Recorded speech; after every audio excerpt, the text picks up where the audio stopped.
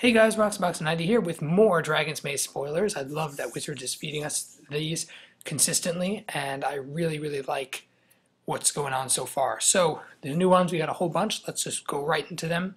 First off, we have another Fuse card. I like they're feeding us Fuse, so we get a feel for the cards and for the ability. First, we have Breaking and Entering. Again, I really like not wordplay, but the word choices.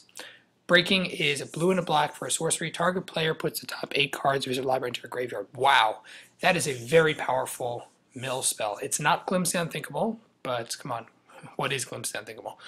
Glimpse the Unthinkable is pretty unique this way, and this one is pretty damn close for another rare. In fact, it's better than that one in 2012 or 2013, the one that's one in a blue mill 7 cards. This one is, even better than that. Of course, it's 2 costs, but it's somewhere between Glimpse and that, and I really like it. Entering is 4 black and a red. Put a creature card from a graveyard into the battlefield under your control. Remember, any graveyard, it gains haste. So that's a very nice graveyard animation effect. Really good.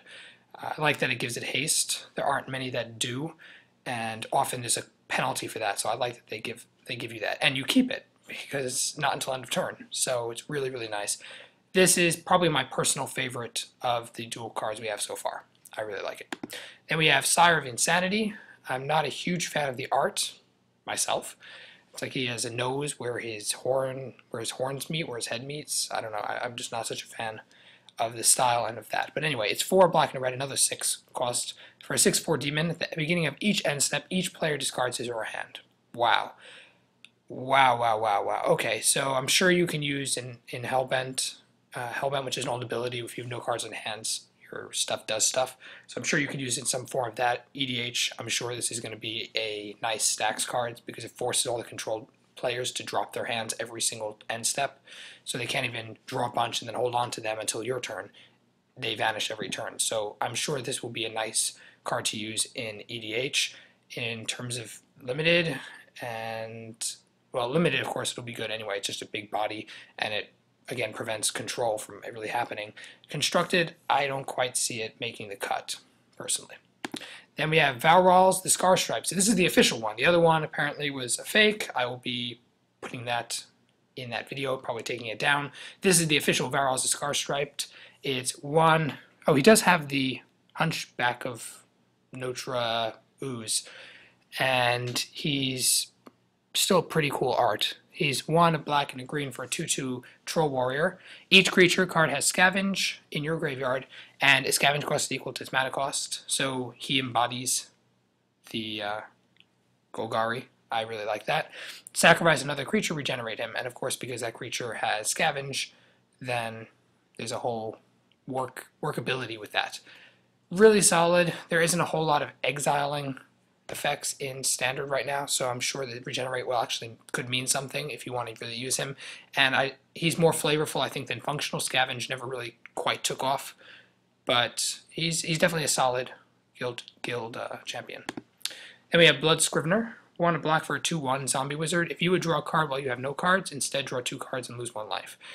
Really powerful utility. I like it a lot, especially in decks in EDH that don't have huge draw engines, i.e. they don't run blue. But this is definitely a major utility card there in terms of standard.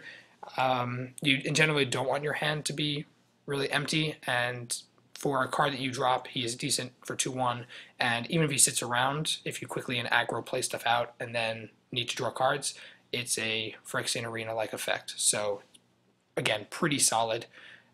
And next we have Turn and Burn. Actually, not my favorite word choices, even though I it does rhyme, but whatever. It's 2 and a blue for an instant. Target creature loses all ability, becomes a 0/1 weird. So it's not a Humble-like effect. I think that's the first time we saw this type of ability was in Humble, and it's cost a little bit for Humble, but it's okay.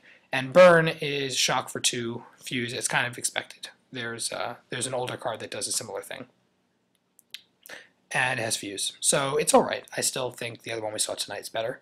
And lastly, or second to lastly, wow, we have a bunch. There's a card called Showstopper, which is very flavorful. I even show the art so you get to see. He's kind of like a clown. So that's really cool. And it's an instant speed, 1 black, 1 red, 1 colorless. Until end of turn, each creature you control gain. When this creature dies, it deals 2 damage to our creature and opponent controls. Wow. Wow, wow, wow. Okay, so it's not ridiculously powerful, because if you read it, if it was target creature or player, it would be ridiculous because it would be the most anti-wrath card out there. But it's not. I would say that it's good because it allows you, if you're running a lot of aggro guys and they're running bigger creatures, mid-range again, it allows you to ensure that you take things down. But I think for 3, I'm not quite sure it's that good. If you guys see how you can use it better than me, let me know below in the comment section. But otherwise, I just see it as like an okay card that's there.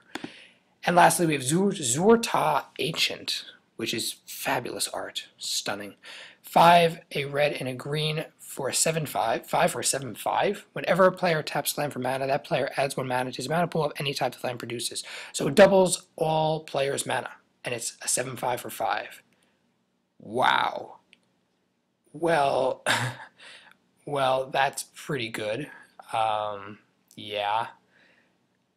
I think it's really solid for its size.